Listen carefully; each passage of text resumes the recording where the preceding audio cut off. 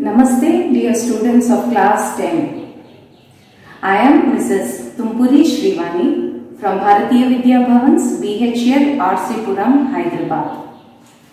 I am in front of you to discuss a poem called The Ball Poem written by John Berryman. But before I begin this poem, I would like to ask you a few questions. Children, did you ever lose anything in life? Maybe your favorite toy, or your favorite mobile phone, or your best friend. And when you realized that you lost it, how was your feeling? Children, did you feel very sad about it? Were you hurt?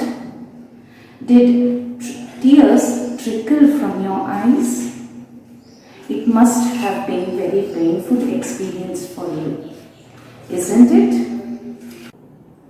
Children, the poem begins with a little boy. This little boy who is blissfully playing with his ball. Now, while playing, he accidentally drops the ball. The ball rolls on the road and eventually lands into a river. Now, the boy is shocked by this incident. He is inconsolable because so many of his memories are attached with this ball. The boy is transfixed. Now, the poet who is present there, he tries to convince the boy that it is always possible to buy a new ball. But the boy doesn't accept this. Children, with this episode, the poet tries to explain to us that it is very important to build courage to overcome one's loss. It is important to tolerate losses in life and move ahead in life. The theme is very powerful, children. The theme of the poem is gaining and losing is part and parcel of our life. With this important lesson for all of us, let us quickly read the poem called The Ball Poem. The Ball Poem by John Berryman. Now look at the title. The ball here is the representation of our possessions. About the author.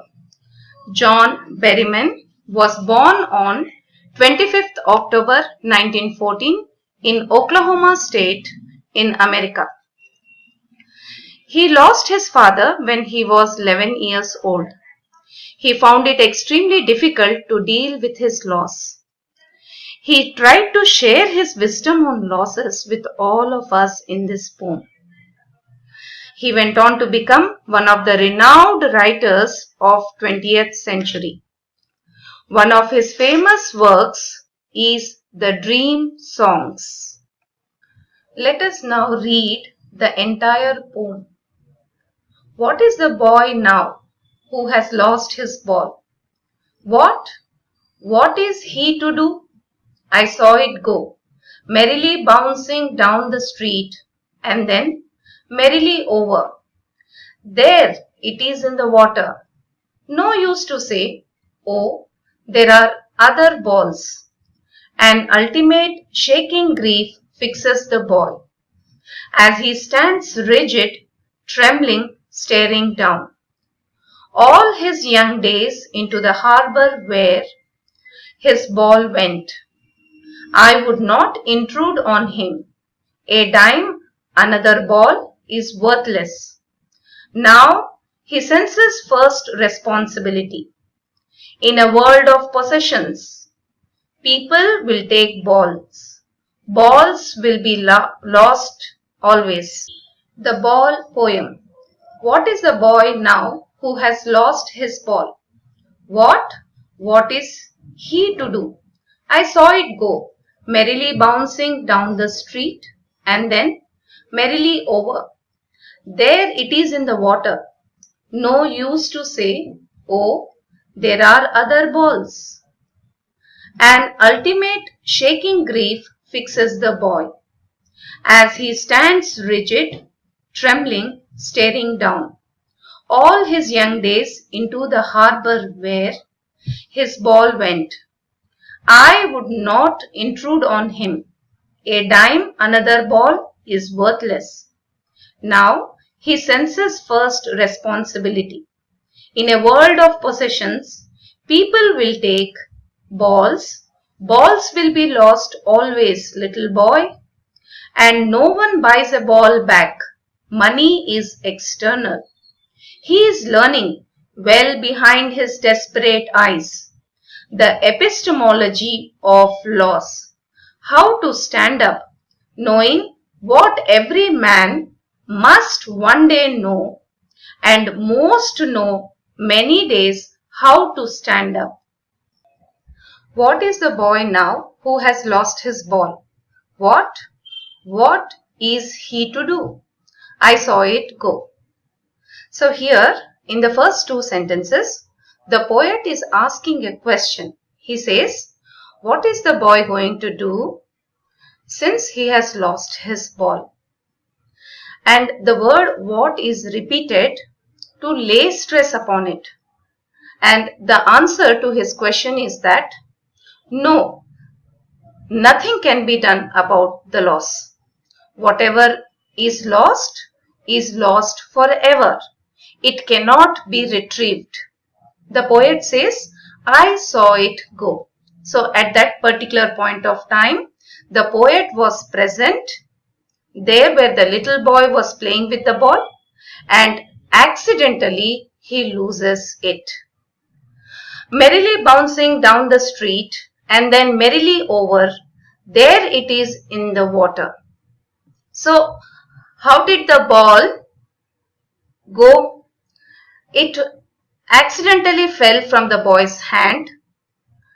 It was dropped. The ball happily bounced, that is jumped down the street and then went into the water there. So here you see, children, there is a beautiful imagery that is created on your mind. Merrily bouncing down the street and merrily over. This picture can be beautifully imagined on our mind. Hence, the figure of speech is imagery. And in the first two sentences, where the word what is repeated, the figure of speech is repetition. No use to say, oh, there are other balls. An ultimate shaking grief fixes the boy.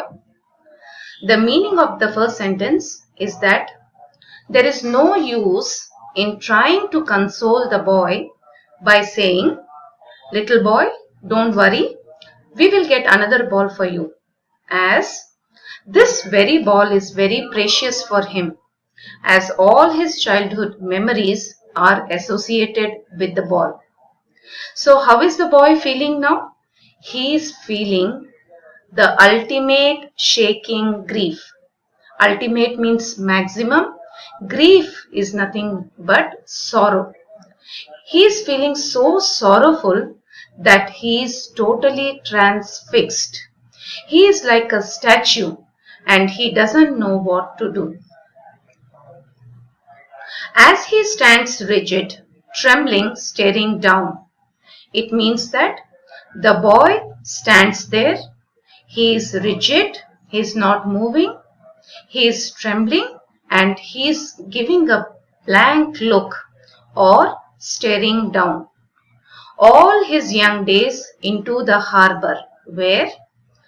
Now this sentence is very significant because the poet is trying to implicate the boy's childhood, and the boy is moving towards his adulthood. Here all his young days means the boy's childhood is lost along with the ball. And where is the ball gone? It has gone into the harbour. Harbor means, you already know children, it's a place where ships are parked, or the dock where goods are loaded and unloaded into the ship.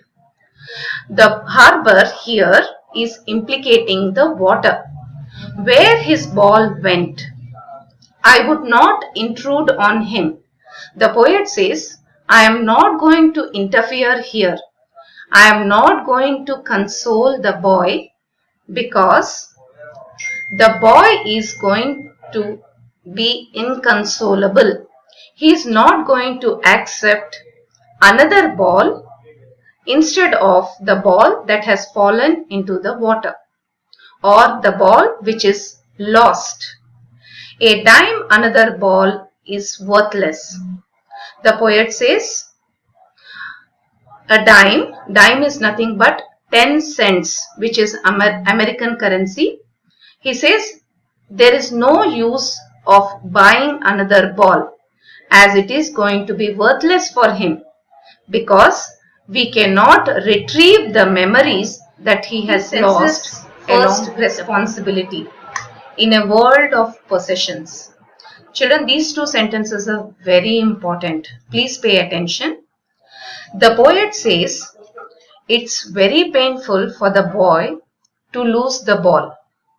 However, he says there is a brighter side to this instance of loss. And what is the brighter side?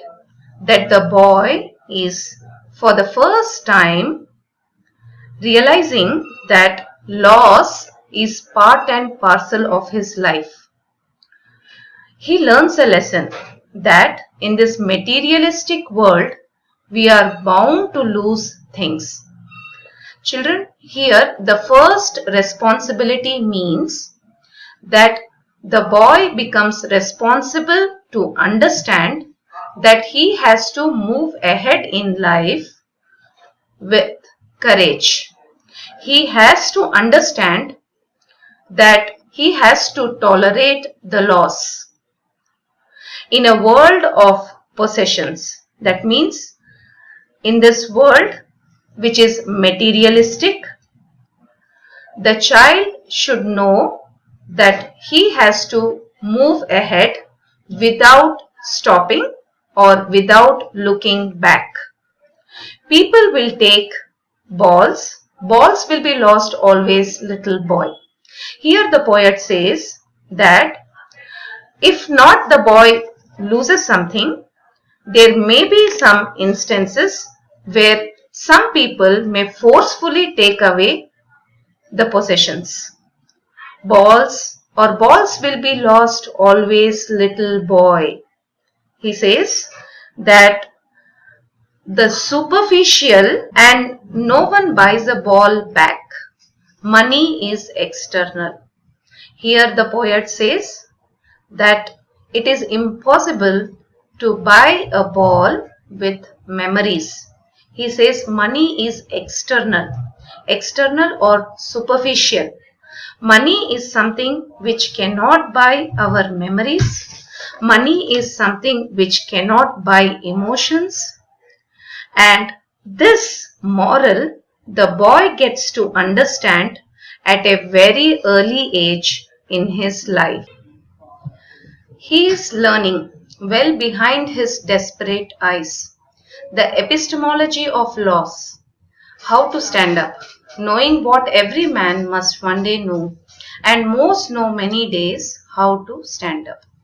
So, children, the poet concludes by saying, he is learning, the boy is learning behind his desperate eyes. Desperate means helpless eyes. What is he learning? He is learning the epistemology of loss. Episteme. Children, epistemology is the word that is taken from a French word called episteme, which means knowledge. Okay, the epistemology of loss means the knowledge of loss. He says he is learning how to stand up. Stand up here doesn't mean standing up literally. It has a figurative meaning which means to face. So the little boy is gaining the knowledge of loss, and he is also learning that he has to fill himself with courage and face the challenges of life. Knowing what every man must one day know. Here the poet says that every man will learn this lesson in his life. So, and most know many days how to stand up.